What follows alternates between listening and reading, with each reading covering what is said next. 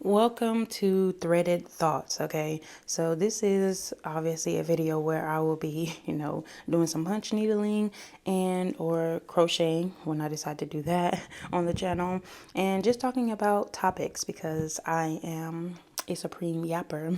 So now the topic of today is Glorilla and the silent black tax. So now keep in mind, this is not me co-signing everything Gloria, Hallelujah, or whatever has done, but this needs to be discussed.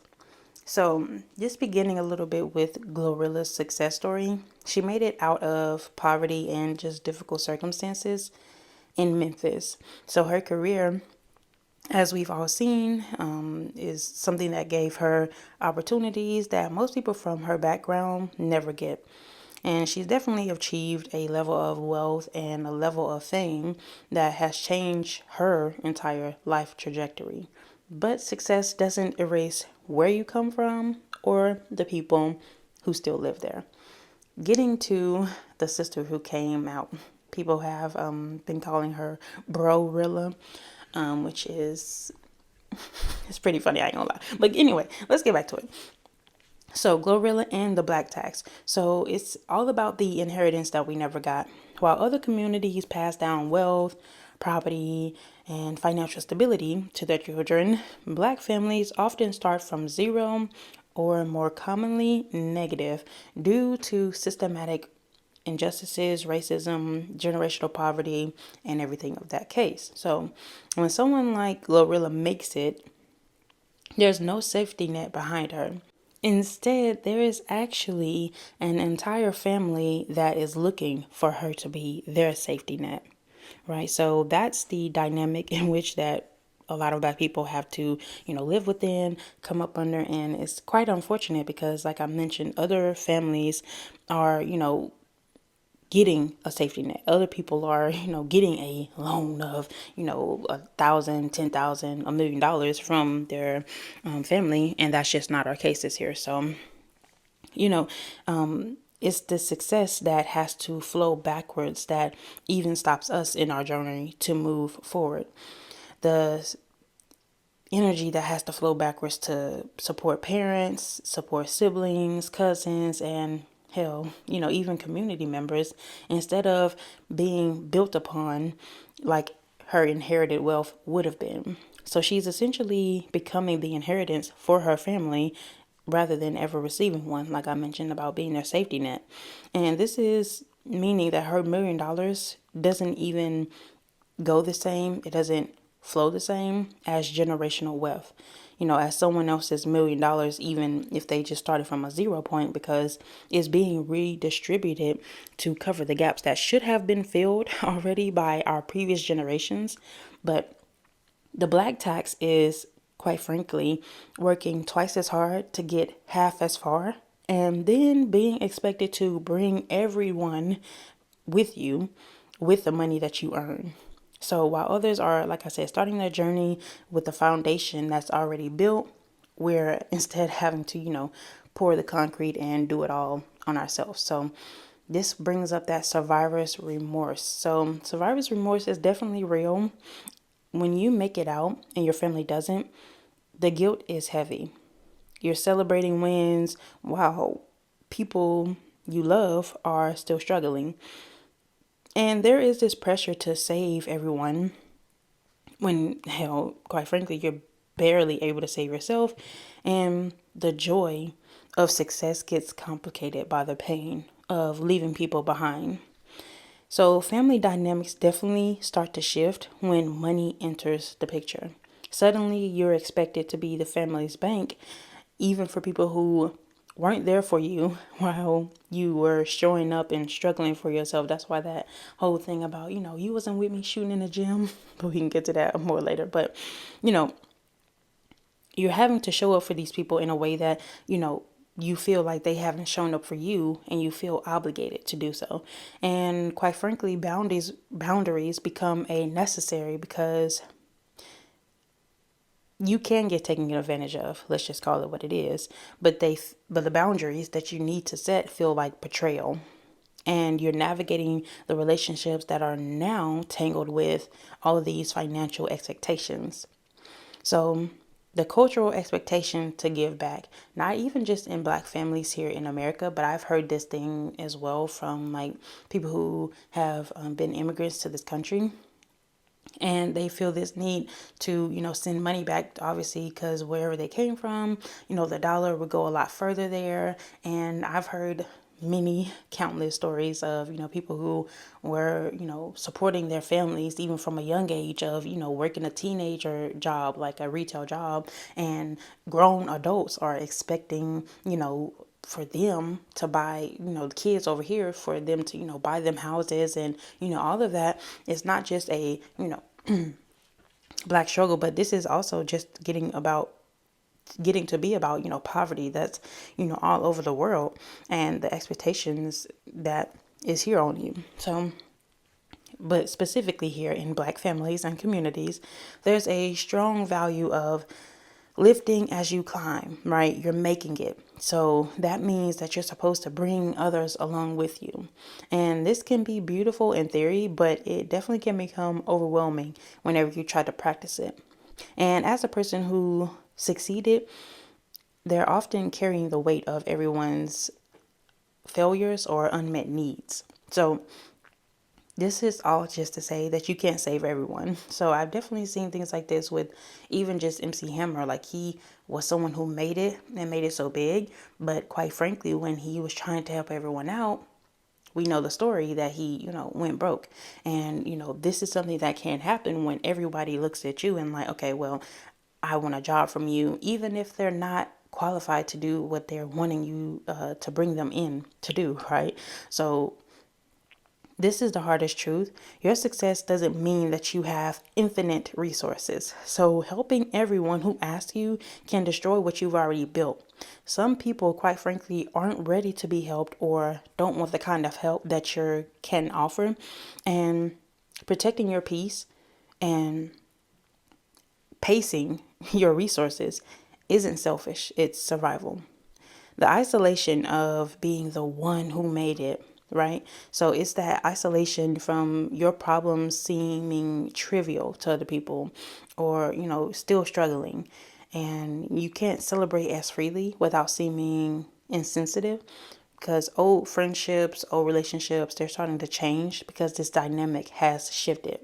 So they're not as happy for you as when you were beginning and were seeing small wins. Now your big wins feel like you're overshadowing them. And this can come with loneliness.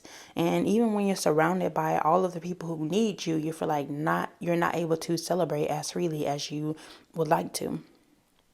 Another thought I had about this was about generational trauma and responsibility.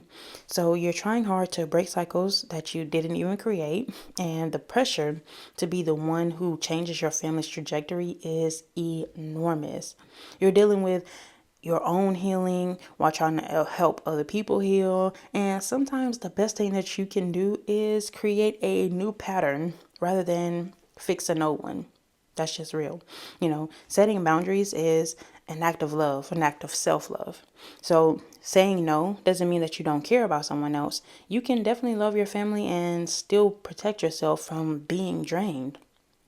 Like I said, these resources that we're getting, it is not infinite resources. It is something that you have to work for. So boundaries will teach other people how to treat you, and it actually can help them model healthy relationships with themselves, and definitely model how they're going to treat you.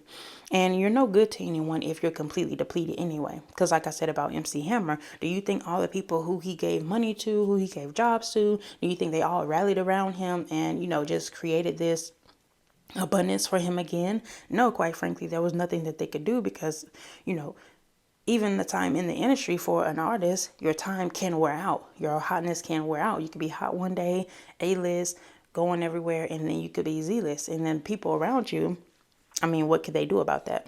Not much, quite frankly.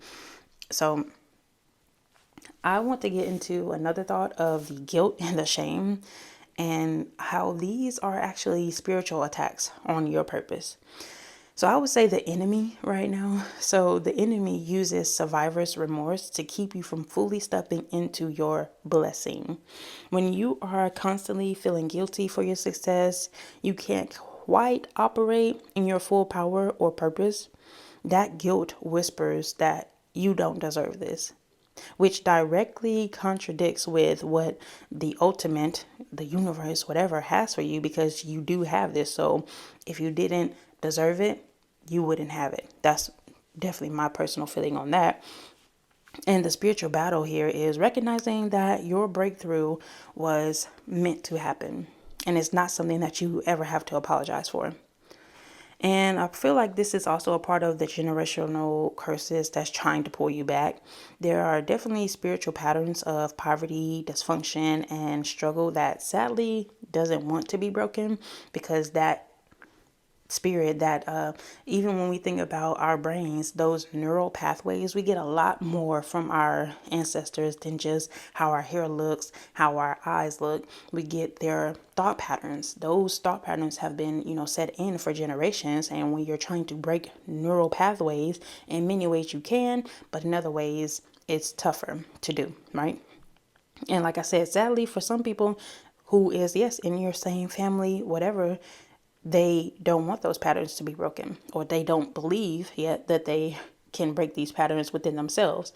Especially when they see you succeed, you're literally breaking the chains that have held your family back for generations. So they expect you to continue to do it for them as well. So the pull to fall back into old patterns or just to sabotage your success is spiritual warfare in itself. And family members who resist your growth or drain your resources may be operating under those same spiritual bondages, whether they realize it or not, whether they're conscious of it or not. So you definitely are going to need discernment. Discernment will be your biggest tool as you're on your path to success.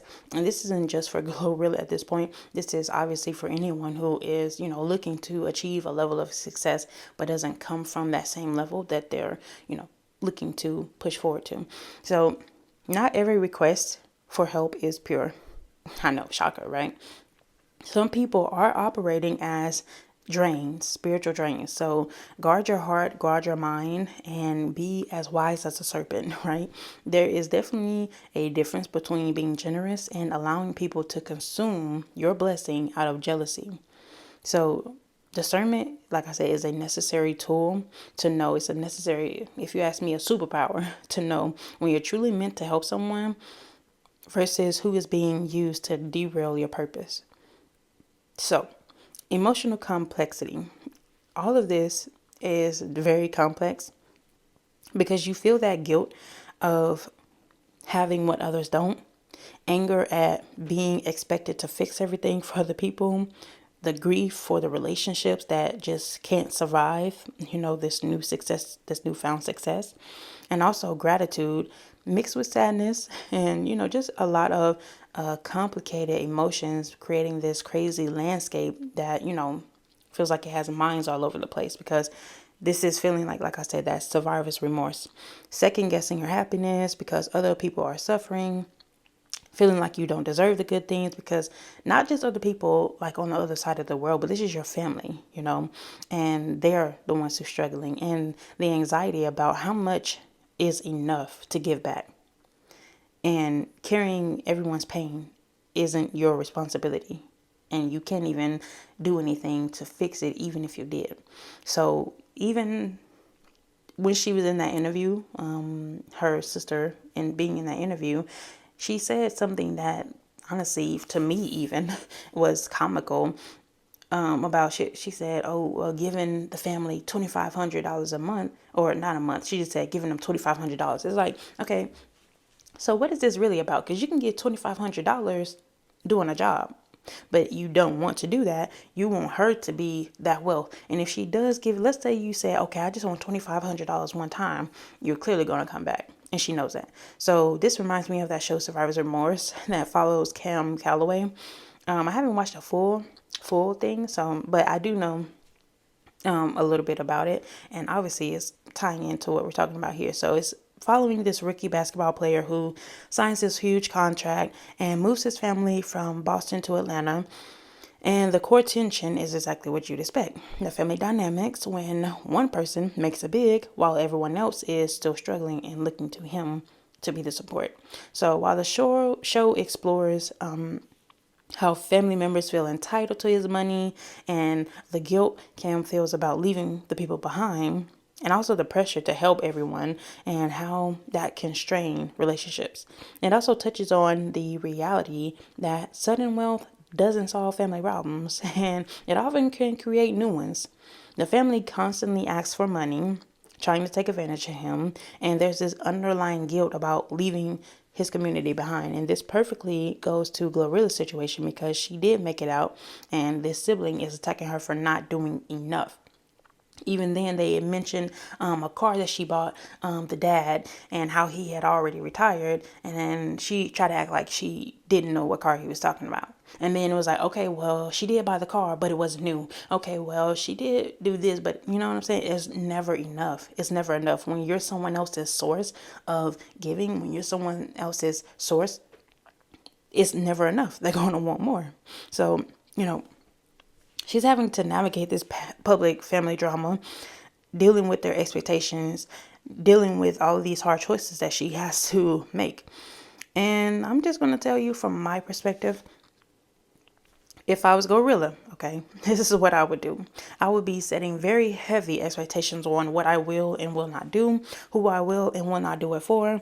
And all of my expectations comes with the contingency of learning, gaining knowledge, and doing a lot of things because many of these fucking people do not have the grit to do what it actually takes in order to achieve success, right? So if you won't achieve your own personal success, then my requirements to help you will definitely be out of your range for a lot of these people. They want you to give with, no requirements, anything at all. And that's just not how I'm about to do it. Nothing. I'm not doing a damn thing like that. So, and I definitely wouldn't inspire anyone else to do that as well, because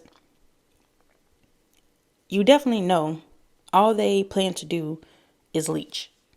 You can tell that by just the way that she was speaking. Even by the way that someone else, who shall not be named, fucking Voldemort ass nigga, okay, he who shall not be named, giving her the money, and all she said was thanks. Like, and I could tell that she was ungrateful. Really what she wanted to do was shame Glorilla into giving her money more frequently. It wasn't about, $2,500 just one time. That's why she wasn't very unappreciative of that anyway. But you can tell someone is just wanting to make you their financial scapegoat if they're not willing to act upon the contingencies that you set in order to get money, or get help from you. And so they'll act as if you're doing too much by putting a requirement on the money that you had to do. You had to meet certain expectations. You had to show up for yourself. You have to have certain requirements in order to gain success. But they're acting like, oh, well, it's too much for you to ask anything of me in order to get it out of you. Like, the money didn't just fall in our fucking laps. We had to do, certain things and require certain things out of ourselves in order to get it. So, and I can say this as someone who, I do know, unfortunately, what this feels like, even though I haven't at this point achieved the highest peak of the success that I will achieve. I have experienced what I would like to call a George Lopez moment. So I always like to infuse art that I've consumed into my videos, as I'm sure by now you can tell. So I will mention that I loved George Lopez as a kid. Like that show. Let me know if y'all were also fell in love with that Nick and Night energy, because I definitely thought like that was the grown folks time TV, but whatever. So the show, George Lopez, he has a dad who is a deadbeat. Point blank period. No other way you could say it. He completely runs out on him and then makes a new family. He went so far as to name his kid again after him, and just act like George had never existed. So like I said, he completely runs out, makes a new family. And it took George Lopez actually finding him and wanting to establish a connection with him. That wasn't the way that, he didn't come out and find George after all these years and, try to get something started and say sorry for, abandoning you. No, it wasn't like that at all. So, quite frankly, George, in this act of desperation and just wanting to get to know his father and wanting him to feel like, oh, well, this was, it was not done purposely. He wanted an explanation. He wanted, to feel like that abandonment wasn't true. He wanted to feel like there was a reason behind it. And I feel like, quite frankly, once he met his dad and punched his ass in the face, he knew that that wasn't the case. So that plus, when he actually does find him, he's a deadbeat, and you can definitely tell it. And if you can believe it, the deadbeat mother effer actually asked him for a kidney. And I feel like it is out of the fear of abandonment, that ultimate abandonment that is death, right? That fear of not getting to know him like he wanted to get to know him as a kid. He actually decides to give him the kidney. And thankfully, and yes, I do mean thankfully, his father actually dies before he can actually give him the kidney. And that just goes to show, I always thought that as a kid. I was like, what the hell is he giving him a kidney for? But, that just goes to show the level of trauma that a person will be in and how they can respond in a different way. And the people on Survivor's Remorse, George Lopez, even Glorilla, in this instance that we're talking about, they are deciding they need to decide to let every grown adult fend for themselves. And like I've said at this point, I've been in a similar situation, so I can definitely speak to this. And it's just that energy of, imagine yourself watching a grown ass adult drinking like there's no tomorrow and living it up and, getting drunk all night and encouraging you to get drunk with them. So imagine seeing somebody getting drunk off their ass, and and they know they got to go to work tomorrow. And now when it's time for them to go to work tomorrow, you're thinking like, oh my God, you're going to have a hell of a hangover. How are you going to even make it to work? Nevertheless, you get up, you go, and then after you get off of work, that person calls you and tells you like, oh, well, they fired me and blah, blah, blah.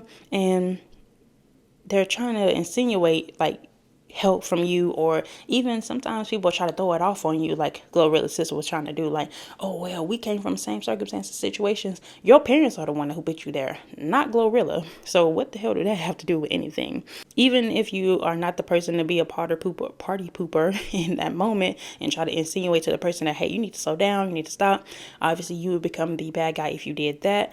Let them live it up. Let them live it like it's no tomorrow. Live in La Vida Loca, whatever the hell they want to do. But don't be surprised tomorrow when they get fired and then they come to you asking you for your money that you actually work for, because you didn't go and suffer the same consequences of them of being too hangover to go to work. So the lesson in all this is making it out is a blessing. It's not a burden. It's not something that you have to apologize for. And you can honor where you came from, and even hell, be in those circumstances and situations if you so choose to, without being consumed by it. So your success can inspire without you having to sacrifice yourself. And healing your relationship with success is a part of breaking that cycle, breaking the generational curses. So I'm definitely in this circumstances wishing her the best, because I know it's harder to suffer the ridicule of the family and them telling you that you need to do more for them than you can see them doing for themselves. So I just wanted to give my threaded thoughts. Let me know what you think down in the comments below. And until next time, keep creating.